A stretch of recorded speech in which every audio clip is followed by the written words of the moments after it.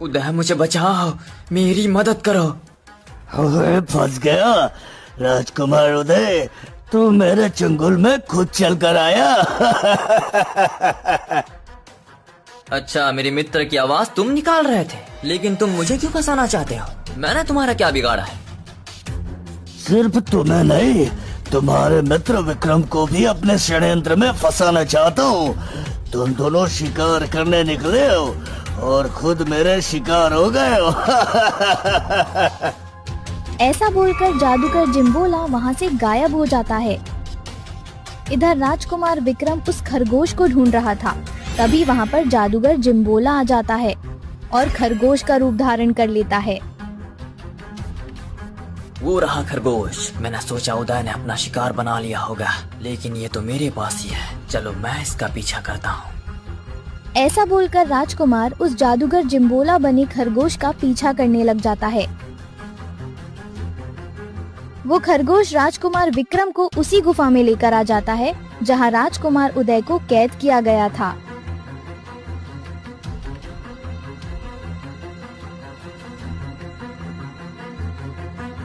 भाग जाओ विक्रम, यहाँ से भाग जाओ। ये कोई खरगोश नहीं बल्कि छलिया जादूगर है। अब जैसे ही विक्रम उदय की बात सुनकर गुफा से बाहर जाने की कोशिश करता है, तभी जादूगर जिम्बोला अपने असली रूप में आ जाता है और राजकुमार विक्रम को भी कैद कर लेता है। यहाँ से भागने की कोशिश मत करना, क्योंकि ये तुम्हारा महल नहीं, मेरा खंड है। यहाँ सिर्फ मेरी मर्जी चलेगी, तुम्हारी नहीं, समझे? लेकिन हम दोनों को तुमने इस तरह कैद क्यों किया है? हम तो आपको जानते नहीं हैं। आखिर हमसे तुम क्या चाहते हो? हमें छोड़ दो। ऐसे कैसे छोड़ दूं? मैं तुम दोनों की बलि देकर इस पूरे जगत का सबसे बड़ा जादूगर बनना चाहता हूँ। फिर ये पूरा संसार मेरी हुकूमत पे चलेगा। हाँ। इधर राजा शेर सिंह काफी ज्यादा चिंता में बैठे हुए थे। तभी वहाँ पर राजकुमारी मिथिला आ जाती है। क्या हुआ पिताजी, आज आपके मुख पर ये भय कैसा?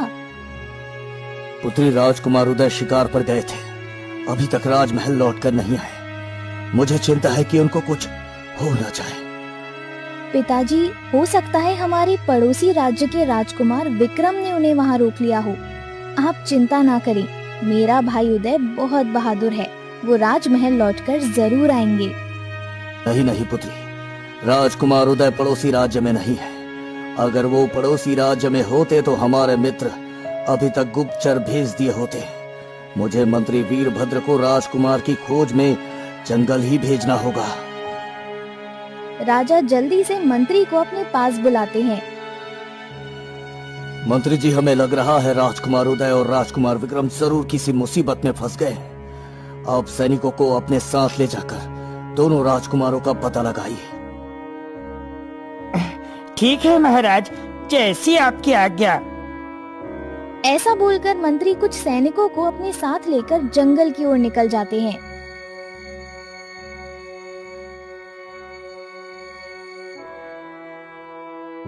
वो पूरे जंगल में दोनों राजकुमारों की छानबीन करते हैं, लेकिन उन्हें राजकुमार कहीं पर दिखाई नहीं देते हैं।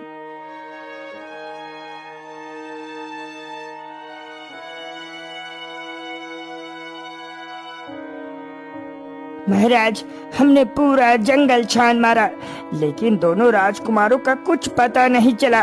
मुझे लगता है जरूर उनके साथ कोई घटना घटी होगी महाराज।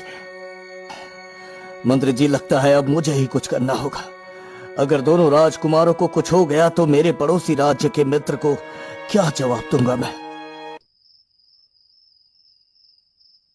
अब जैसे ही रात होती है, राजा शमशेर सिंह को दोनों राजकुमारों की चिंता सताई जा रही थी। इसी चिंता की वजह से उन्हें नींद भी नहीं आ रही थी। अगर मुझे दोनों राजकुमारों का पता लगाना है तो एक बार राज्य के दौरे पर निकलना ही पड़ेगा। पता नहीं कोई सबूत ही मिल जाए। ऐसा बोलकर राजा अंधेरी रात में महल से बाहर आ गए और वो गांव की तरफ जाने लगे। अरे हरिया, तुमने सुना? हमारे गांव में शुभम के पास एक ऐसा तोता है जो आगे और पीछे का भविष्य बताता है। हाँ हाँ कालू, सुना तो मैंने भी है, लेकिन पता नहीं ये बात कितना झूठ है और कितना सच।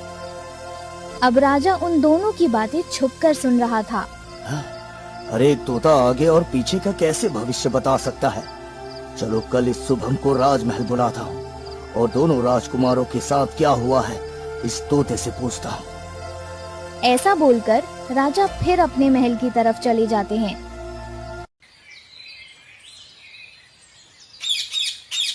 अगली सुबह राजा शमशेर सिंह शुभम को तोते के साथ राजसभा में बुलाते हैं।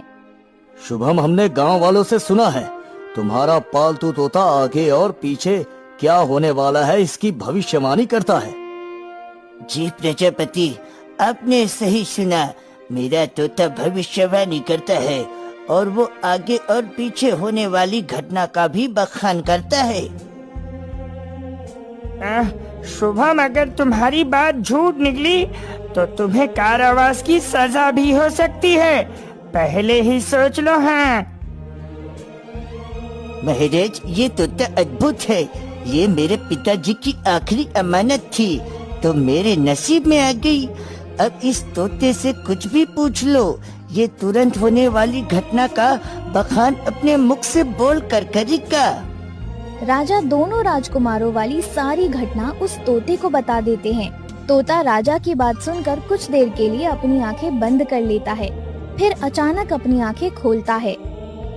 महाराज, दोनों राजकुमार अभी जिंदा हैं और वो जादूगर चिम्बोला के कैद में है। राजकुमार चिम्बोला अपनी शक्ति को दुगनी करने के लिए आने वाली अमावस्या को दोनों राजकुमार की बलि देने वाले हैं। हे तोते, हमें ये बता दो कि ये जादूगर जिम्बोला दोनों राजकुमारों को कहाँ पर कैद कर रखा है? राजन, जंगल के उत्तरी भाग में जादूगर जिम्बोला की काली गुफा है। आपके दोनों राजकुमार वहाँ पर ही कैद हैं। तोते की बात सुनकर राजा अपने घोड़े पर सवार होकर जंगल के उत्तरी भाग की ओर निकल जाते हैं। चलते चलते उन्हें वो काली गुफा दिख ही जाती है।